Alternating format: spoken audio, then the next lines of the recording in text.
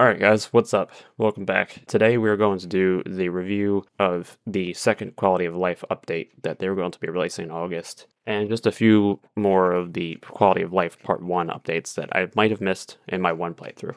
And let's see what they have upcoming. Today we will release Phasmophobia's version of 0.18.0.0. Our latest update that brings our reworked Willow Street map as well as our first quality of life update for 2026. Patch notes can be found below. Okay. Right, and we all seen the update, and it looks amazing. I like how these new reworks are being done. Adding keybinds for equipment slots. PC players will be able to switch equipment with the 1, 2, 3, and 4 keys. These keys can be rebound. That is a thing. Yes, so you could do it either F, which is I believe the button to swap your item through your items, or you could do 1, 2, 3, 4. This edition will only be available for PC players. That's right. That is true. Adding a keybind to be able to inspect the watch at any time. So H key is the thing to pull up your watch. A separate photo can now be taken capturing an EMF level 5 reading. That is a thing that I just realized yesterday when I was doing some no evidence runs. Yes, you can get regular picture, and that plus EMF reading itself are both unique pictures, so you won't get a duplicate for that. On the screen indicator of only Tier 2 and Tier 3 photo cameras, Tier 1 will only have a light change color from red to green. And of course we know what the new ghost is, the Delta Ghost. So it seems to go slow. If you throw 26 items, or if you interact with 26 items, it will move to a pace at 0.4 speed, which is a DO speed. And then after the hunt, it reverts right back to 3.0 miles per second. When capturing media, if multiple are present, the event that provides the biggest reward or is unique will be prioritized. So it'll overwrite the duplicate if you just take more pictures. You won't even have to really worry about deleting it anymore.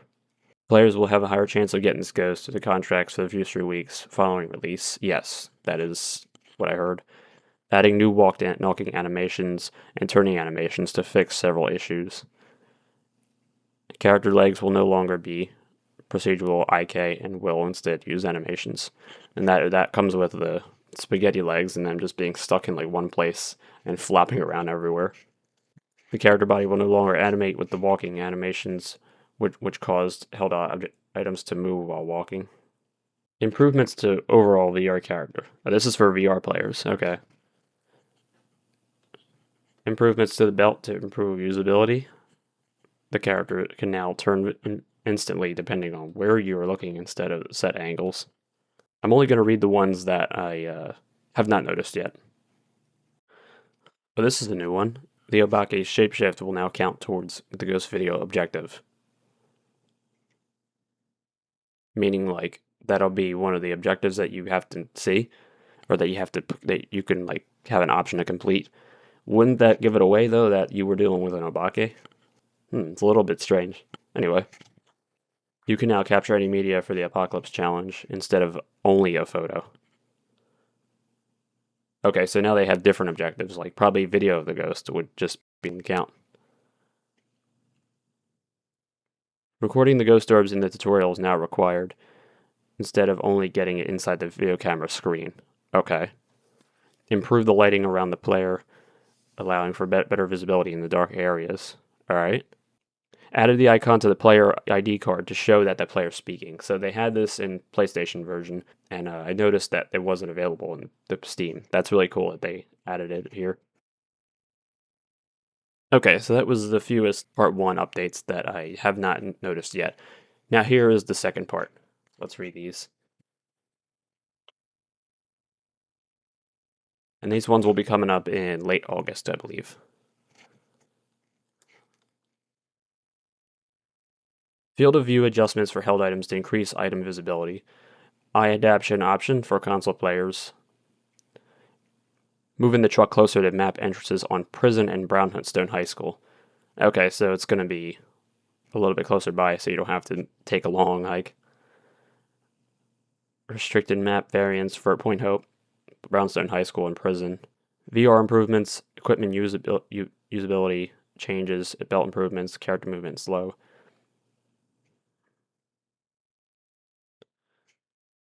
The collected bone will now show in the journal. Okay. The ghost type can be selected as a custom difficulty option.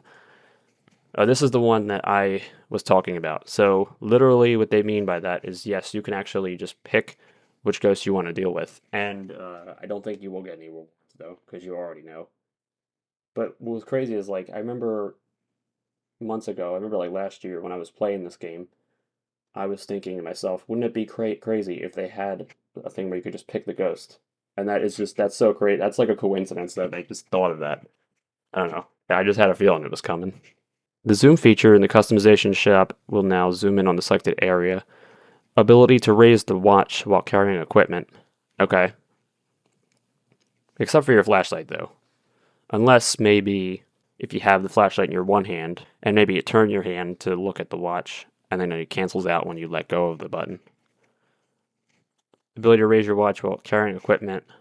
Improvements to character animations, right, leg movements, switching animations, speed increasing, including make opening doors almost instant. Improvements to photo detection, as well as showing an indicator of for what you are taking a photo of, similar to the cameras. That's correct.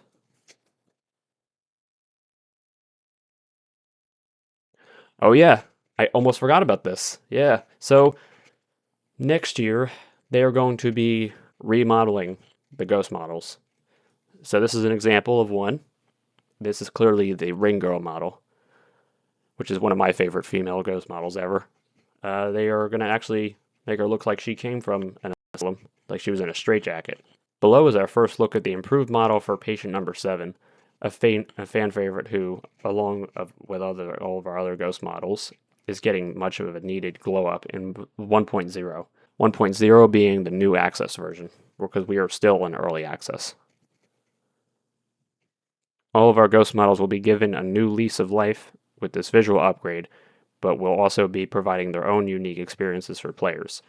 What that entails exactly is something we'll go into more detail with down the line, but we're looking forward to sharing that with you when you're ready to.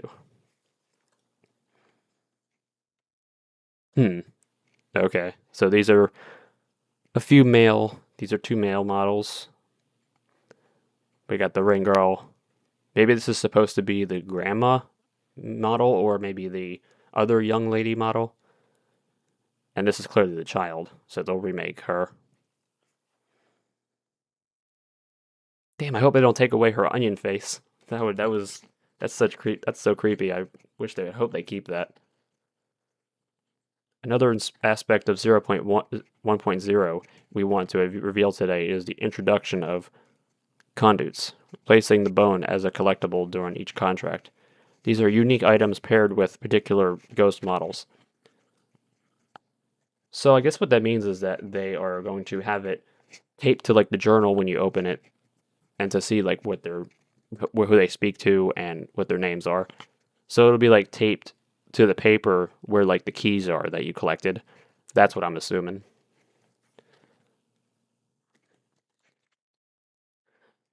A conduit is an item that ties a ghost to our world, preventing them from moving on. These items will provide new lore to the ghost, an overall world of Phasmophobia.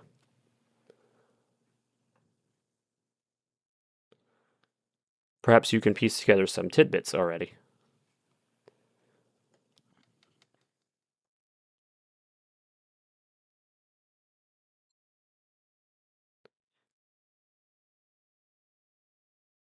So they just have a few more things that they're going to be releasing. This is all for next year.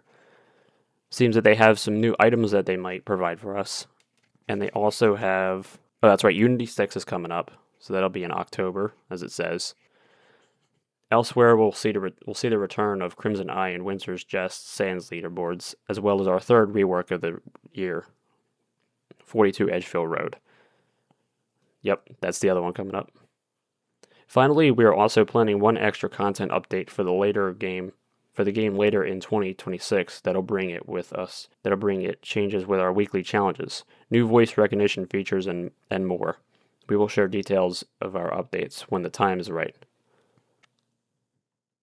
These are just fixes.